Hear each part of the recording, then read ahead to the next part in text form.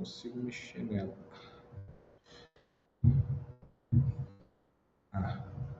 Aqui. Isso.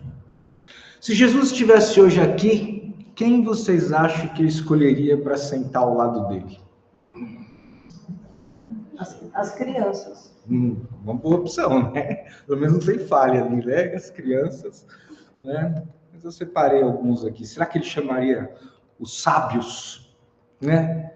Os mais sábios para falar com ele? Será que ele se juntaria com os mais religiosos, aqueles que lideram grupos religiosos no mundo inteiro? Seria uma opção de estar ao lado de Jesus ali? Será que ele chamaria os mais bem-sucedidos materialmente, os que têm mais riquezas materiais para estar ao lado dele? Será que ele chamaria os que dizem saber mais sobre Deus, estudiosos, que decoram tudo? Não é? E não falando mal do protestantismo, né? Todos esses são protestantes, mas são líderes que a gente sabe que abusam, né? Vou pular essa parte. Essa semana me veio um post que eu achei fantástico, né? E aí eu criei essa imagem aqui de Jesus junto com Maomé, junto com Krishna, junto com Moisés, junto com todos os grandes avatares que vieram no nosso planeta para ajudar a impulsionar a evolução coletiva. Se todos eles estivessem juntos, sentados numa mesa, eles concordariam com tudo. Isso é muito, né? Porque todos eles vieram trazer o amor como forma de crescimento e de evolução do ser humano. Todos. E se alguma religião não trouxer o amor, não fica lá. Porque a religião é feita para ligar o ser humano a Deus. Se você conseguir direto, você não precisa nem de religião. Mas ainda temos as nossas muletas, né? Comparecemos no centro toda semana, rezamos de manhã, de noite, ou somos gratos muitas horas do dia, que tudo isso nos conecta a Deus. Natureza, hoje está uma lua cheia divina, né?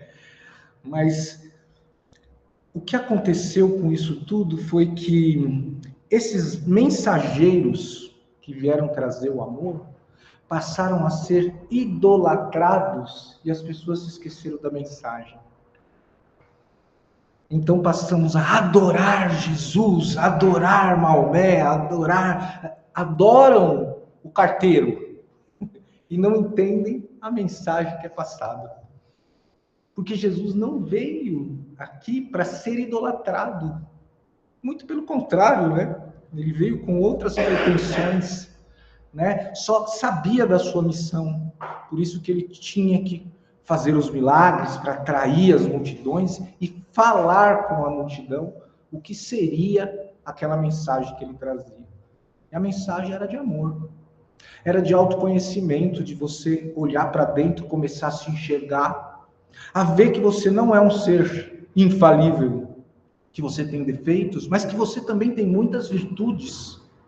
E está aqui exatamente para adquirir mais virtudes, para colocar seus defeitos abaixo das virtudes que você tem. Porque nós não somos os erros que cometemos. E muitas vezes somos definidos por eles. Erramos. Mas eu não sou aquilo, foi um momento da minha vida. Não é? Muitas vezes nós mesmos nos culpamos por eles. Né? E nos identificamos com os erros de forma tão forte que nos traz culpa, nos traz depressão, nos traz outras coisas, né? Aí entrando aqui ainda no sermão, Jesus começa o Sermão do Monte falando, essa é a primeira bem-aventurança, né? Algo surpreendente, que seria, bem-aventurados os pobres de espírito, porque deles é o reino dos céus. Quem são os pobres de espírito, então? Primeiro vamos tentar definir, já vou no próximo aqui, né? Jesus está elogiando a pobreza? Será? Falando isso? Olha, pobre de espírito, né? Os pobres serão... Jesus, será que está dizendo que devemos ser ignorantes? Será que na mensagem dele ele queria dizer que nós devemos ser fracos, frágeis? Não, Jesus jamais traria isso para sua missão, né? Então hoje nós vamos entender o que é essa dúvida aí, tá? O que primeiro não significa ser pobre de espírito? Jesus jamais exaltaria falta de inteligência, acomodação, ignorância. Não, ele não veio aqui para exaltar os nossos defeitos ou as nossas preguiças. Ele não veio para falar que nós temos baixa autoestima. Né? Ele não veio falar que nós não devemos ter bens materiais. Ele se dirigia aos mais simples. Tá, mas então o que quer dizer, afinal, pobre de espírito? Na linguagem da época, pobre significava que reconhece que precisa. Então, a consciência de que precisa de mais. Mais o quê? Mais tudo. Veio aqui para evoluir em todas as áreas da sua vida. Não só materialmente, espiritualmente, mas moralmente, intelectualmente. É isso que nós viemos para cá, para crescer. Crescer é olhar para dentro. Evoluir é olhar para o próximo. Então, o nosso crescimento, nossa evolução depende primeiro do nosso crescimento, da nossa autoconsciência, do nosso despertar. E normalmente quem vem aqui no centro já começou a despertar, né? Aqui é um lugar onde as pessoas já entendem um pouco mais das coisas. Não há dogmas dentro da doutrina espírita, não há prisões, não há obrigações. Quer dizer, há responsabilidade, né? Há disciplina. Mas, se a gente olhar, ela é libertadora. É o consolador prometido. Né? O que mais? Tentando virar o slide aqui. Pobre de espírito é quem não acha que é dono da verdade. Pobre de espírito é quem entende ainda tenho muito a aprender. Não conhece-te a ti mesmo, né? Então, era isso que ele queria dizer com o pobre de espírito, que nós precisávamos ter a consciência de crescimento. E não a idolatria, nem dele, nem de ninguém. O verdadeiro significado desse pobre de espírito, então, é espiritual, não é material. É ter humildade. E humildade também não tem nada a ver com material. Existem pessoas humildes em lugares ricos e pessoas orgulhosas em lugares pobres materialmente. Né? Orgulho e humildade não depende de quanto você tem no bolso. Depende da sua consciência com relação a ser um pobre de espírito, a sua necessidade de crescer. E você parar de viver na escassez. Que viver na escassez é você achar que está precisando sempre. Independente de quanto você tem. É aquela história do, eu tenho iPhone 16, mas eu não preciso do 17. Precisa? Ou você vive na escassez? Eu tenho um carro 2025, mas eu não tenho um 2026. Tenho muito dinheiro. E às vezes a pessoa é tão pobre, mas tão pobre que ela só tem dinheiro. Então, olhar para esse comportamento na nossa vida. Não como milionários, nem como pessoas pobres materialmente. Mas olhar que a nossa função aqui é espiritual, é uma função de crescimento, é uma função de evolução. Nós estamos aqui para isso. E que nós devemos cuidar de todas as áreas da nossa vida, porque nós merecemos isso também. Né?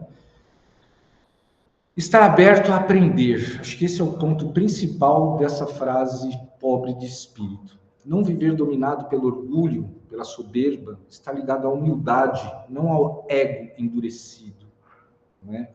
E estar ligado à humildade é você saber lidar com as pessoas. A humildade acho que está diretamente ligado a como você trata os outros. Se você consegue tratar o faxineiro da empresa e o diretor da empresa da mesma forma, você está muito afiado na sua humildade. O problema é quando você se coloca acima. dos outros. Sem saber, né? Porque você está se colocando acima o quê? Materialmente. Sem saber se aquela pessoa que não tem muito dinheiro é um ser iluminadíssimo de espiritualidade. E aí quem é o pobre da história? Jesus observava que o maior bloqueio espiritual não era o erro das pessoas. As pessoas errarem fazia parte do crescimento de cada uma delas.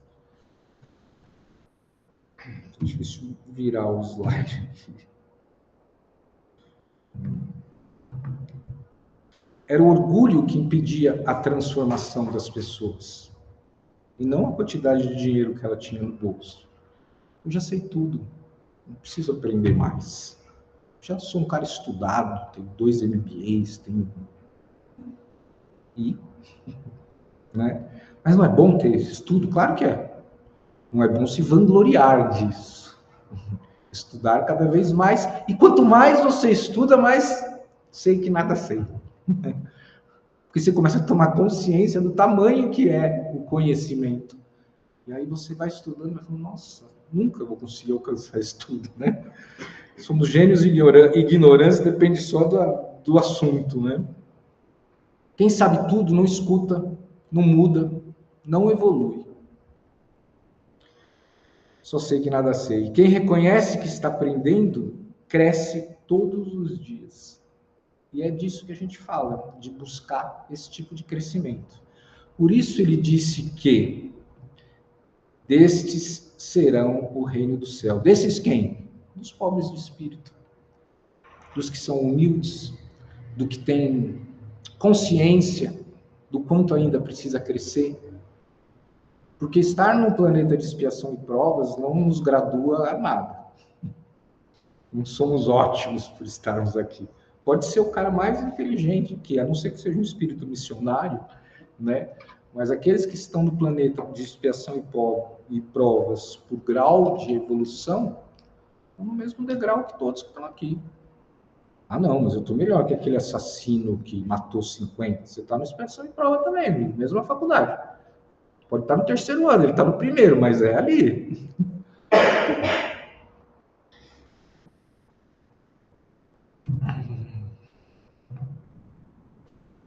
É difícil mudar aqui. Porque o reino começa dentro de uma consciência aberta. Então, acho que a principal lição de ser pobre de espírito é estarmos abertos ao conhecimento. É estarmos abertos a nós mesmos, a entendermos como somos, a respeitar a isso, a sermos gentil com nós mesmos, né? Porque quando a gente começa a crescer espiritualmente, a gente começa a ver que o outro é muito parecido e começa a respeitar e começa a diminuir aquela posição que você tinha de estar aqui, o outro aqui. Você começa a entender que você não é menor que aquele que está aqui, também você não é maior do que aquele que está aqui. Então, essa consciência é ser pobre de espírito. É a consciência de que, sim, eu preciso aprender ainda muita coisa. Não só intelectualmente, como na prática também. Né? A prática é um dos fatores principais aí, né?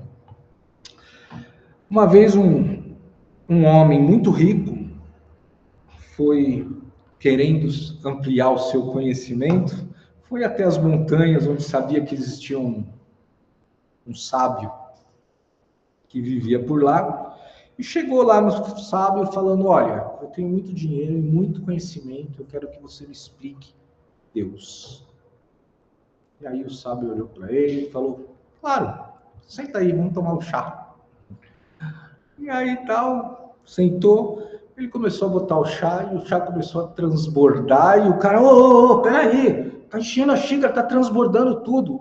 Ah, então, bom que você tocou nisso, né? Porque o senhor chegou aqui com a xícara cheia, e eu não consigo encher mais a sua xícara, né? Com a analogia do conhecimento. Né?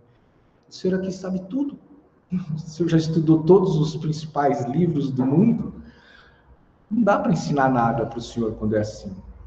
E acho que essa é uma analogia muito direta ao nosso pobre de espírito?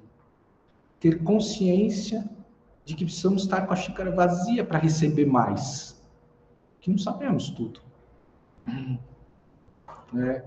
Lição da história: ser pobre de espírito é ser como um copo disponível, não só para chá, mas para conhecimento, para amor ao próximo, para evolução também cultural, em tudo a gente tem que crescer, né? Não vazio de valor, mas vazio de arrogância, que é se colocar na humildade também, né? Jesus ensinava exatamente isso, e foi isso que ele quis dizer com sermos pobres de espírito. E aí a gente começa a fazer analogias, né, de pessoas que sabem mais, que sabem menos, né? Fiz uma aqui de conflitos. Aquelas pessoas que a gente mais atrita, que a gente tem mais conflito, percebe só, pode ser nosso, pode ser o outro lado, né? Como elas agem. Ela sempre precisa ter razão, ela sempre precisa, ela não é a primeira que vai pedir desculpa. Quem não aceita opinião diferente é quem acredita ser superior. Agora pense nas pessoas mais leves que você conhece, que dá prazer de estar ao lado delas. Como elas são? Geralmente escutam mais, julgam menos, aprendem sempre, admitem seus erros. Geralmente são assim, as pessoas mais leves. Essas pessoas vivem mais próximas da paz. Não entram em conflito com muita facilidade. E às vezes, quando puxam ela para dentro de um conflito, é a primeira a querer apaziguar. Calma, vamos avaliar, né? Não é tão reativa como costumamos ser. Acho que talvez esse seja um dos grandes problemas nossos, da humanidade, sermos reativos, né? Bateu, levou. Imediato o negócio. Qualquer coisa que me faça, vou devolver na mesma moeda. Eu sou assim. Pode mudar, né? Eu sou assim é uma determinação de que você não quer crescer. Eu não mudo mais, eu não tenho idade. Todos aqui acreditamos em reencarnação, então questão de idade é um fator dispensável já, né? Porque se não é para essa, é para a próxima, mas que fica o conhecimento, as mudanças também. Então, se acreditamos que temos outras vidas, tudo que aprendemos nessa levaremos. O que nós não vamos levar? O que é material. Aí a gente começa a ver a vida de uma forma um pouco diferente. Sem material, como seria? Jesus não tinha material. A vida dele era muito ruim. Para a época, né? Não tinha água corrente, não tinha saneamento básico. Olha só como nós somos privilegiados além disso. Né? A paz é o começo do reino de Deus dentro de nós. Jesus não disse isso para diminuir ninguém. A questão de ser pobre de espírito não era para diminuir alguém, era para tomar consciência, né? Ele disse por amor isso. Aqui tem uma parte muito boa que eu separei. O amor de Jesus está acima de tudo.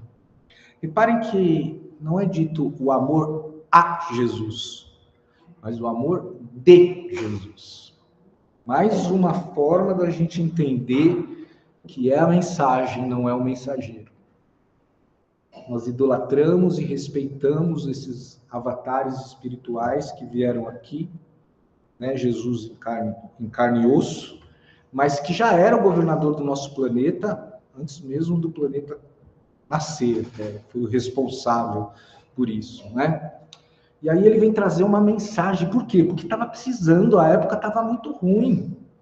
Gente matando, falando mal, religião sobrepondo a coisas com um poder absurdo.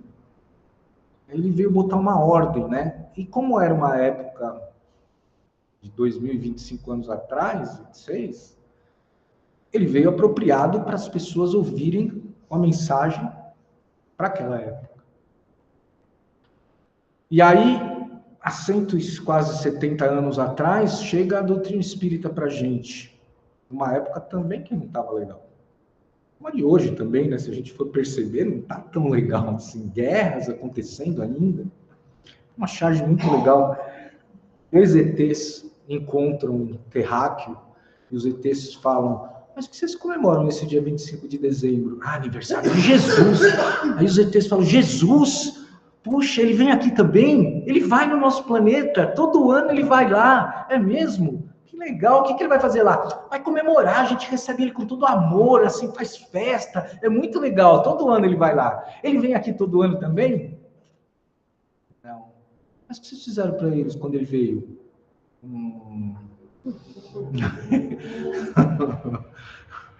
É, talvez seja por isso que ele não vem de novo, porque a gente crucificaria ele muito mais rápido, né?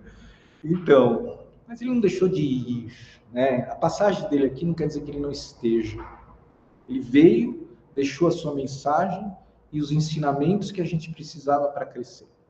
Os ensinamentos que a gente precisa para ir subindo cada vez mais na nossa escala evolutiva. Deixou a fórmula. E qual é a fórmula? É amor. Simples, mas tão difícil de ser colocado em prática, não?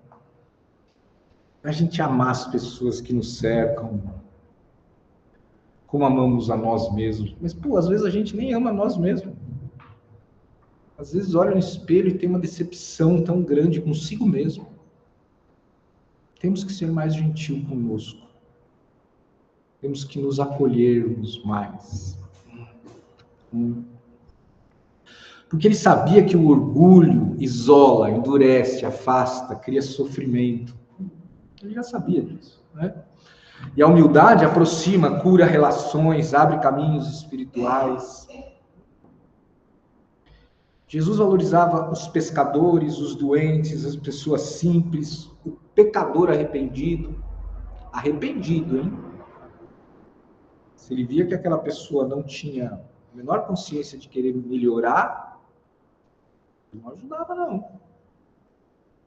Ele foi atrás das pessoas que já tinham consciência e queriam crescer. Por quê? Porque ele respeitava também o livre-arbítrio, que é uma regra divina. Né? Eu respeito. Você não quer melhorar? Não. Tá tudo bem. Um dia você vai querer, porque dói. Dói ser torto. E aí, automaticamente, a dor vai nos levando para o caminho correto. Por quê? Porque estavam fragilizados essas pessoas, né? Portanto, estavam abertas às novas coisas. Quando a gente está em momentos ruins da nossa vida, a gente fica mais aberto a opiniões, né? Afoitos por soluções dos nossos problemas, a gente escuta até o padeiro. Porque a gente está aberto, disponível, humilde. Até aqui tudo bem? O coração disponível recebe o amor divino com mais facilidade. Né? E aí, como eu gosto de reforma íntima, que é o meu assunto predileto dentro da doutrina, falei, tá, mas como é que eu tiro alguns ensinamentos aqui para a gente colocar isso em prática? Ser pobre de espírito. E vamos lá. Pratique dizer, posso estar enganado. Isso desmonta o ego automaticamente. Numa conversa, discussão, às vezes, mas você tem sempre razão. Não, posso estar enganado. Pode ser que não. E mudar de opinião caso reconheça que esteja. Isso é humildade, isso é reconhecimento dos nossos próprios erros. Uma das grandes vantagens que eu acho que eu tenho comigo eu dou muita risada de mim. Principalmente quando eu faço umas coisas absurdas, assim, não acredito, você deixou cair de novo, terceira vez, você caiu, esbarrou, e da terceira vez, Araquém, pelo amor de Deus, e reconhecer as nossas imperfeições. Eu dou muita risada de mim com vacilos, com coisas assim. Mas eu acho que eu olho no espelho e vejo um cara legal. E isso mudou muito, né? A forma como eu trato a mim. Mas tem muito a que mudar ainda também, né? Eu tenho muito reconhecimento disso. E é isso. O que mais que a gente pode pôr em prática que pode ajudar a gente a melhorar a nossa reforma interior? Escute sem preparar resposta. Escutar é um ato espiritual. Tem uma pessoa na minha família, ela me liga assim, a cada 15 dias mais ou menos. E ela fala, uns 40 minutos. E eu tento, mas ela não deixa. Então eu cheguei à conclusão que o meu papel ali é só ouvir. E no final ela fala, eu gosto de conversar com Araquém porque ele dá ideias sensacionais. Nem deixa eu falar. E tá tudo bem. Antes eu ficava irritadíssimo, porque eu tentava interromper e não conseguia. De repente ela começava a repetir as coisas. 20 minutos, depois mais 20 repetindo. E tá tudo bem. Né? Escute sem preparar a resposta. Porque às vezes a gente está conversando com outra pessoa, e aí a pessoa fala alguma coisa que a gente não gostou, a gente automaticamente já começa a pensar na resposta e para de escutar o que ela está falando. Ela continua falando, mas você já está pensando na hora que ela parar, eu vou falar isso, vou falar aquilo, vou falar. Você já não está mais prestando atenção no que ela está dizendo. Você está só querendo rebater. É a reatividade nossa. É assim. E inteligência emocional é saber controlar essa reação. Você não vai controlar suas emoções, você não vai controlar os seus sentimentos, mas as suas reações você pode controlar. E aí a gente começa a estudar a inteligência emocional, que faz parte do nosso crescimento também, e a gente percebe que inteligência emocional é só contar até 10 antes de reagir. Olha que ensinamento enorme, conte até 10. Quem não viu isso já? Calma, conta até 10. É o respira. Quando você respira e conta até 10, a sua reatividade é contida. Porque você já queria falar no ato aquilo, a resposta daquilo lá que te ofendeu. Muitas vezes até sem intenção, mas não. Ah, é?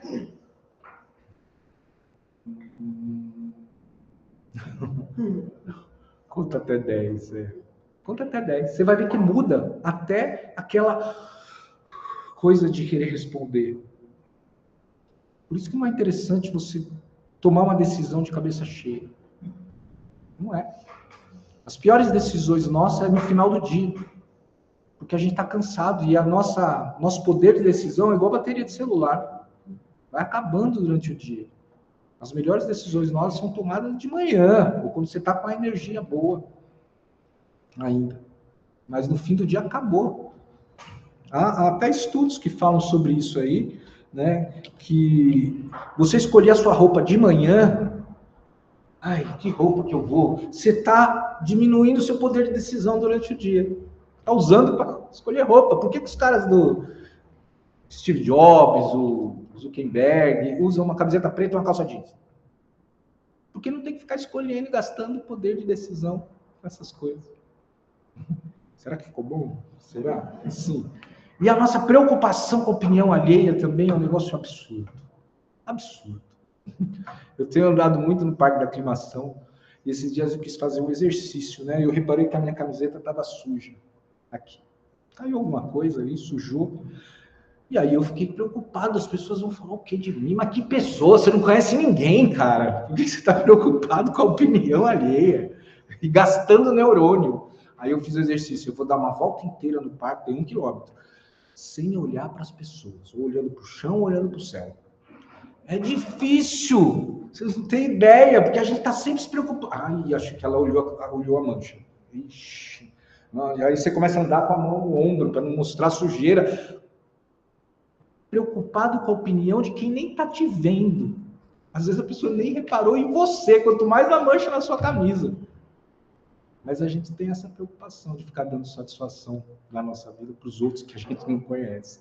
Ou preocupado com a opinião alheia. Né? O que mais que a gente pode fazer? Aprenda com qualquer pessoa. Jesus ensinou por meio de crianças, pobres, desconhecidos. Você aprende com o seu cachorro, com o seu gatinho, com o seu filho de 6 meses, de 1 ano, de 2, 3, 8 anos, 10, 20. Você aprende com o cara que está pedindo comida na rua. Você aprende sempre, desde que você esteja aberto a aprender, se colocando na humildade. para aprender as coisas, esvaziando a sua xícara. 4. Peça ajuda quando precisar. Humildade não é fraqueza, é maturidade. Vulnerabilidade também não é fraqueza. Nós homens temos essa falha grande, maior do que das mulheres, de não mostrar as nossas vulnerabilidades, porque temos que nos mostrar fortes. Temos? Nós achamos que temos, a sociedade diz que temos, mas temos que nos mostrar forte o tempo todo, mesmo quando o seu mundo está despencando, um desespero, com um monte de coisa, você tem que se mostrar forte. Você não pode chorar no ombro de um amigo. Eu tenho muitos amigos, mas quando eu me separei, que eu fiquei mal, eu não sabia escolher um que pudesse ouvir a mim sobre aquele assunto. Normalmente os amigos, heterocis, eles falam, separou, você tá mal? Vamos tomar uma, vamos lá, a gente toma uma, já olha todo mundo, agora você tá na pista, agora você é solteiro. Agora... Cara, não era disso que eu estava precisando naquele momento. Mas é o que acontece, normalmente. Né? Enfim, mostrar as nossas vulnerabilidades. Isso é sinal de crescimento, não é de fraqueza. 5. Reconheça erros rapidamente. O orgulho prolonga dores, a humildade cura rápido. Reconheça que você errou e saiba pedir desculpas também. Sempre tem alguém na família que você fala, não, aquele ali nunca vi pedir desculpa. Nunca. Sempre tem alguém que a gente conhece que fala, cara, é mesmo, né? Nunca vi que aquele cara assumiu que estava errado. E 6, comece o dia perguntando, o que a vida quer me ensinar hoje? Todo dia é dia de aprender. E com a xícara vazia, a gente aprende até no abrir dos olhos. O pobre de espírito não é pequeno, ele é grande o suficiente para continuar aprendendo. Enquanto o orgulho constrói muros, a humildade constrói pontes. Jesus não escolheu os perfeitos, ele escolheu os disponíveis. Nós estamos disponíveis para os ensinamentos de Jesus, porque perfeito a gente sabe que a gente não é. Talvez hoje ele nos pergunte, seu coração está cheio de certezas ou está aberto para crescimento? Porque o reino dos céus não começa depois da vida, começa no instante em que o ego diminui e o amor encontra espaço para entrar. Nos fazermos pequenos novamente, né? Conhecei a verdade, elas os libertará. Ser pobre de espírito é ter a coragem de continuar sendo aprendiz na vida e no amor. Esse é o Jesus que eu gosto de lembrar. Não o crucificado, ensanguentado, estrupiado. Isso é Jesus. Quanto mais eu vejo o cristianismo na história de Roma, mais eu amo esse cara. Mais eu me afasto do cristianismo. Porque para mim são os ensinamentos. Não é um mensageiro. Esse cara era um exemplo.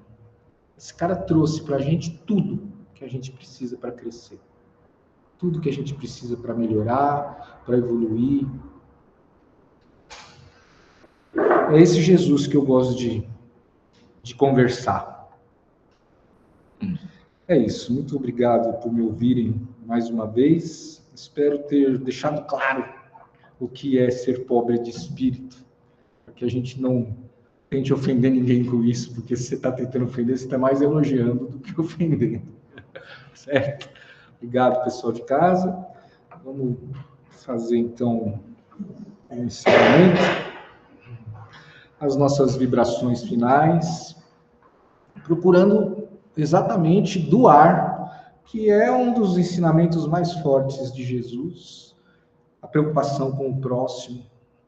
E como não conseguimos atingir todos os que nos cercam, os que estão aí pela humanidade, a gente vai atingir através das nossas vibrações de amor.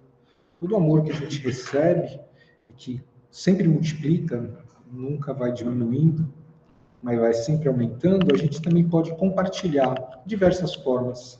E agora, nesse momento, nós vamos vibrar pela paz universal, pela paz mundial, para que os países que se encontram em conflito, seus dirigentes possam refletir melhor sobre suas decisões. Vibremos pelos governantes do nosso país para que governem com menor desigualdade social. Vibremos por aqueles irmãos que se encontram em leitos de dor, seja em hospitais, asilos, orfanatos, cadeias públicas, leprosários, penitenciárias, lugares onde haja dor e sofrimento, que o nosso amor possa invadir e alcançar o coração de cada um. Vibremos por aquelas pessoas que se encontram nas ruas, abandonados ou envoltos a drogas, que cada um desses irmãos possa receber de acordo com o seu merecimento. Vibremos por nossos parentes e amigos encarnados e desencarnados. Vibremos por aquela pessoa que se encontra em nosso pensamento. Pedimos licença para vibrar por nós mesmos. Agradecemos aos nossos mentores individuais, aos mentores da nossa casa e aos mentores desse trabalho. Agradecemos ao Mestre Jesus e encerramos essa parte do trabalho dando graças a Deus. Isso.